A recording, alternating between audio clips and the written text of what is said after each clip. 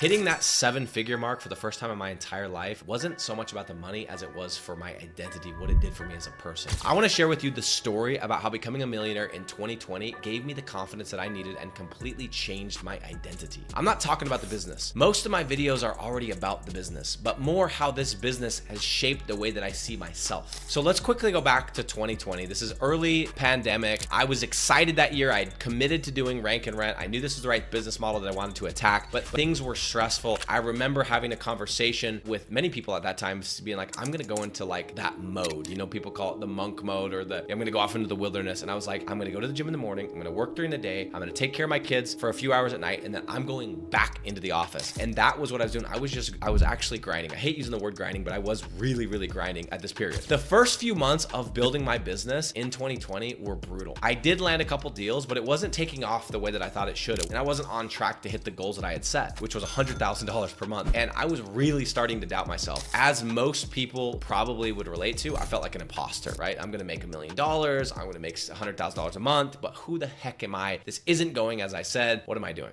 I'm sharing this, guys, because me being real and raw and telling you how it is and what this business has done for my confidence and my identity, it strengthens my purpose that I have right now of helping other people achieve the same thing, which is ultimately becoming free, reshaping your identity, and gaining the confidence that you can do anything. I didn't realize it at the time, but I wasn't chasing $1 million or $100,000 a month. I was chasing freedom, but I had no clue what it would cost. It was long days, it was late nights, it was me and one team member and a VA and my tiny little laptop and a crazy belief that this might actually work. Guys, talk about doubts. There were so many nights when I was like, I don't know if I'm that guy. I thought I was that guy back when I had the success doing this thing, when I was a door-to-door salesman and I was great, but maybe I'm not cut out for business. On top of that, I was getting pressure from all my old colleagues from the door-to-door company saying, dude, you're gonna be back, everybody does this, and then they're gonna come back. And that really bothered me and it really gave me motivation, but it was beginning to come into my mind like, oh my gosh, maybe they're right. Let me tell you about the moment when I realized that I was going to become a millionaire. I remember it very, very clearly. It jumped at me, it came on me. I wasn't expecting it. It was like mid-July. I was at Lake Powell with my family. At this time, I had,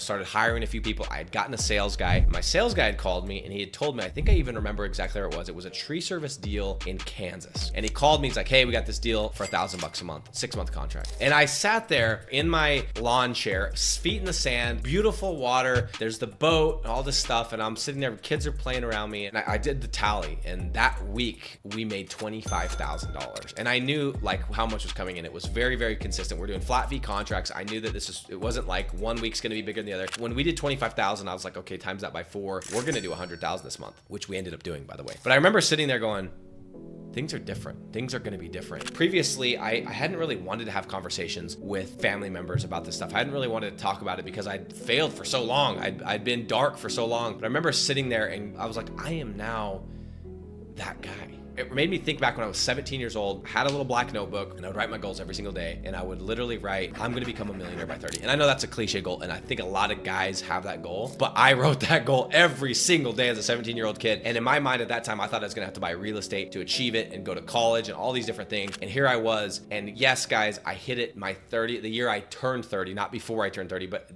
almost got it. And I remember thinking, a year ago, I wasn't even close to my goal. At least I didn't think I was. And now I'm there. I am that guy that I always wanted to be. It was a moment that changed me forever and I will never go back. All that to say that you don't build success to get confidence. You build through doubt until confidence finds you. That's what I've learned. You don't need to feel ready. No one feels ready. You just need to start, even if it's messy. In fact, messy is beautiful. You're gonna look back and be like, I'm so glad I started and it wasn't perfect and I had the janky laptop and I had the phone and I was sitting in the corner and all this different stuff. That's gonna be the beautiful part. Just start, even if you suck. Identity doesn't change when you hit your goals. It changes when you keep going through all the reasons not to hit your goals. Okay. And I'm not trying to sound like some motivational guy, but that's just what I've learned is through the times when you're doubting, that's when your identity shifts. My identity was shifting the whole time this thing happened. And then it clicked to me that my identity had shifted when I realized that I had made it. So the confidence that you or people see in me today came from not quitting, even when I felt like quitting. And trust me, there was a lot of times I did. So guys, the big takeaway way, the biggest turning point wasn't the money. It was who I became through chasing it. And I know that sounds a little bit cheesy, but that's true. That's what was the turning point in my life. So if you're in the grind right now, keep freaking going. Don't stop. You are becoming someone. You're becoming that person that you want to become if you don't stop. And I'm telling you, I didn't realize it, but you are so much closer than you think. Right now, you're so much closer than you think. I had no idea I was 8 months away from making $100,000 a month when I almost quit back in 2019. Your turning point is coming, but it won't look like a moment. It will feel like becoming something. That year that I became a millionaire changed my identity forever.